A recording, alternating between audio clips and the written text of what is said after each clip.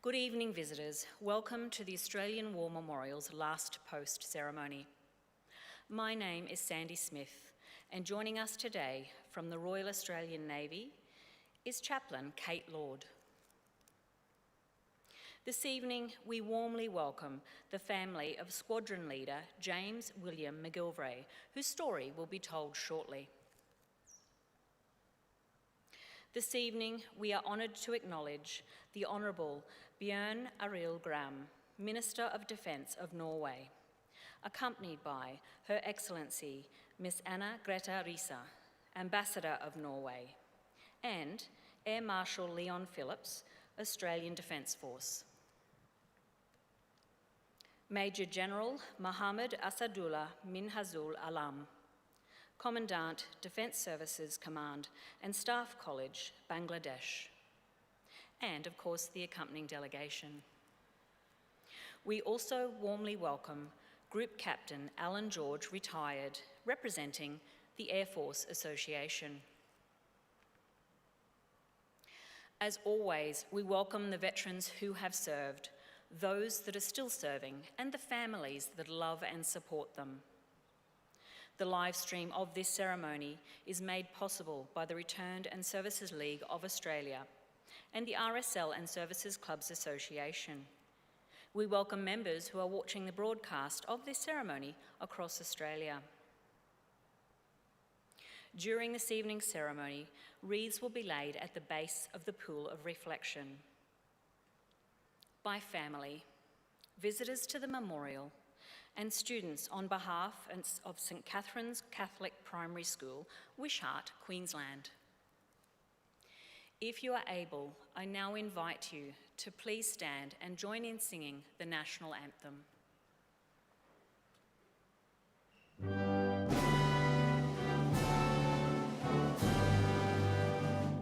Australians, oh, let us rejoice, for we are one and free. With golden soil and wealth for toil, our home is got by sea. Our land abounds in nature's gifts of beauty, rich and rare. In history's page, let every stage advance Australia fair. In joyful strains, then let us sing, advance Australia fair.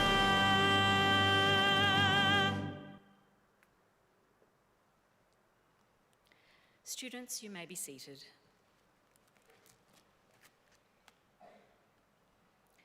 The Australian War Memorial was the vision of Charles Bean, Australia's First World War official historian. Bean landed with the Australian troops on Gallipoli and stayed with them at the front through to the end of the war. The idea of this national memorial and museum came to him at Pozières, France, in the depths of the bloody fighting of 1916. Bean's idea was that this would be a place where families and friends could mourn loved ones buried in faraway places. It would also be a place that could help all Australians understand what these men and women had endured and what they had done for us. Bean's vision, to which we remain true, is best expressed as inscribed in the entrance to the memorial's galleries. Here is their spirit in the heart of the land they loved, and here we guard the record that they themselves made. Tonight we'll read the story behind just one of those on the Roll of Honour, which lists the names of more than 103,000 men and women who have given their lives for us in war and on operations for more than a century. But first we present a lament, Flowers of the Forest. Wreaths or floral tributes will now be laid at the base of the pool of reflection.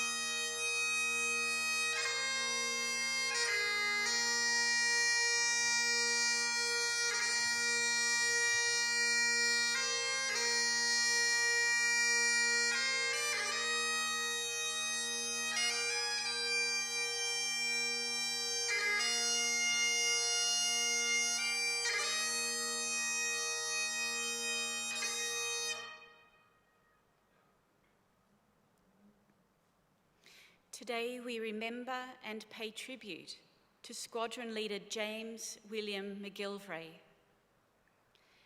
James McGilvray was born on the 11th of June 1910 in Young, New South Wales. He was the eldest of 11 children born to James and Alice McGilvray. The family moved to Wagga Wagga when James was still a young child. He began his schooling at South Wagga Wagga School before winning a bursary to attend Wagga Wagga High School. He completed his intermediate examinations in 1926 with passes in English, History, Geography, Mathematics 1 and 2, French, Latin, and Physics and Chemistry. He then went on to complete his leaving certificate the next year, again gaining passes in mathematics and related subjects. In 1928, James began a science degree at the University of Sydney, studying mathematics, geography, chemistry, and physics. While at university, he was also a member of the university boxing team, rugby team, and tennis team, and was an accomplished swimmer and rower. James also joined the Sydney University Regiment of the Citizen Forces, having completed a year in the senior cadets in school. In December 1929, James was the youngest of 6 applicants selected from a pool of 700 to train as a Civil Air Force officer. He commenced his initial flying training at the Richmond Flying School in late 1929 and was commissioned as a pilot officer on the 29th of April 1930. James spent the next 2 years attached to No. 3 Squadron and passed his promotion exam in June 1931 to be promoted to flying officer on the 1st of July 1931. In January 1933, James was transferred to the Air Force Reserve. He moved to Western Australia, where he worked as the Master of Mathematics at the prestigious Hale School in Perth. In February 1938, James relocated to Brisbane, where he accepted a position with the Civil Aviation Department as a control officer at Archerfield Aerodrome. James married Fifi Billington in February 1929. Together, the couple had one son named James John McGilvray. James was called up for wartime service with the Royal Australian Air Force on the 16th of October 1939. At the time of his enlistment, he had completed over 100 hours flying as a navigator on commercial flight in the past year and held his commercial pilot's licence, second-class air navigator's licence, and second-class aircraft radio operator's licence. 4 of James's brothers also went on to enlist in the Royal Australian Air Force: Jack in April 1940, Bob in July 1940, Gordon in May 1943, and Geoffrey in February 1945.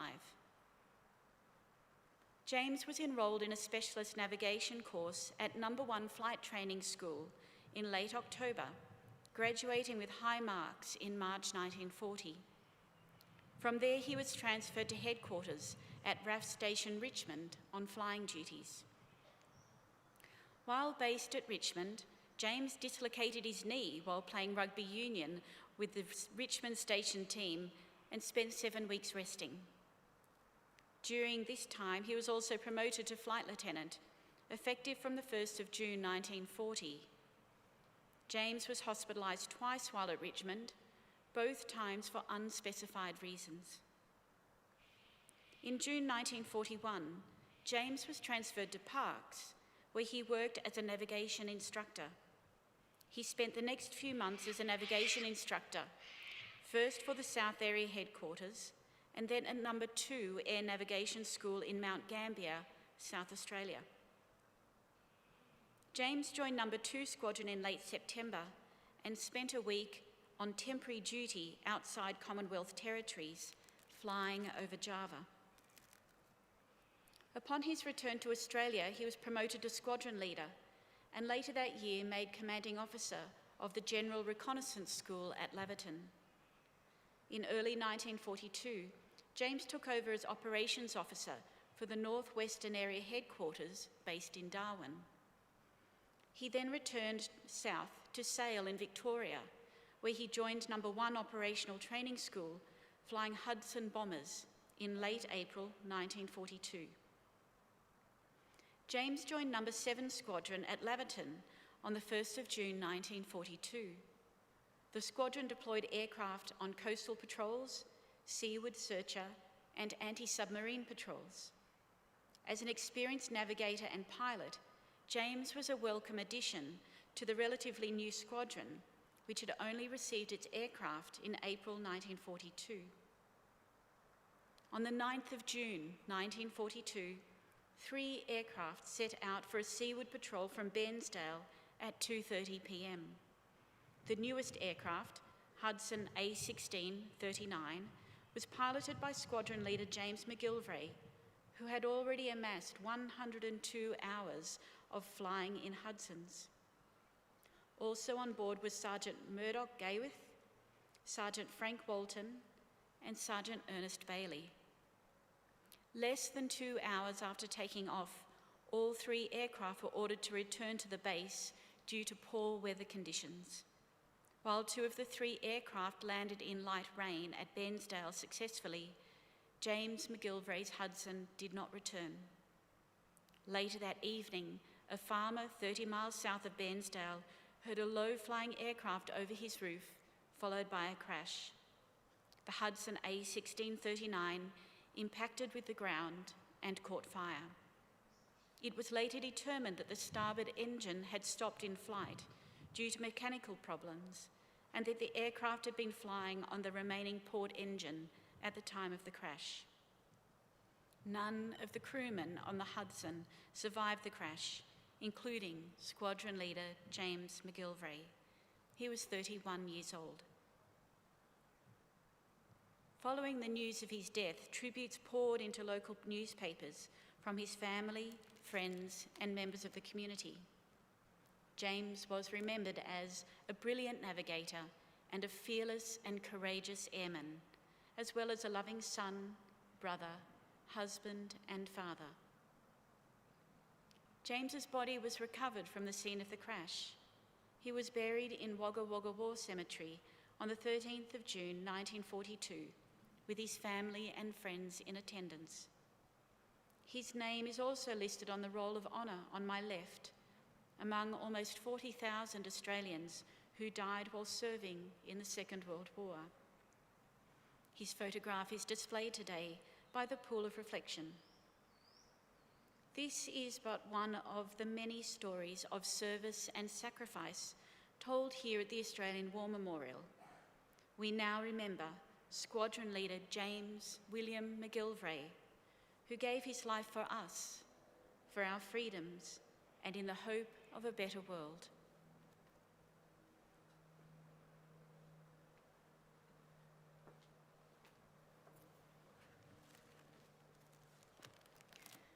Please stand for the reading of the Ode and the sounding of the last post.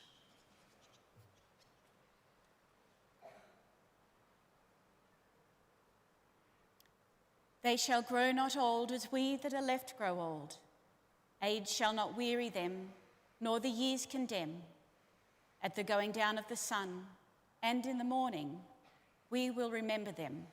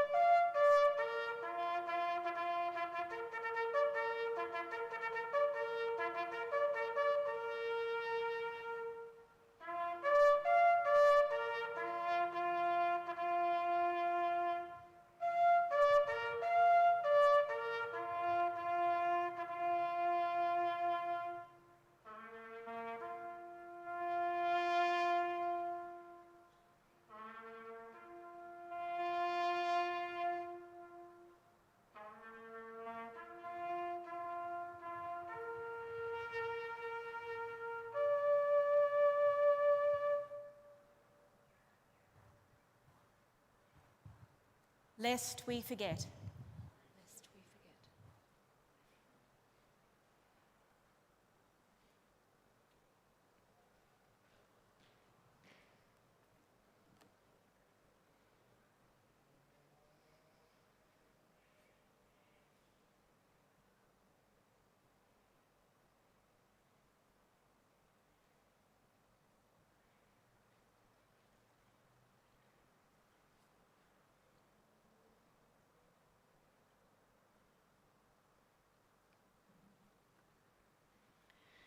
We leave you this evening with the words of the memorial's founder, Charles Bean.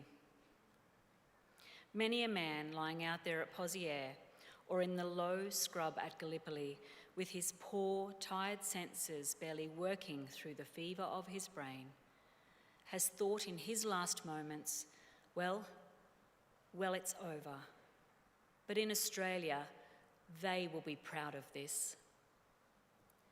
Ladies and gentlemen, girls and boys, that concludes the last post ceremony. On behalf of the director, staff and volunteers, thank you for visiting the Australian War Memorial today and for your continued support during the memorial's development project. We wish you all a very pleasant evening. Thank you.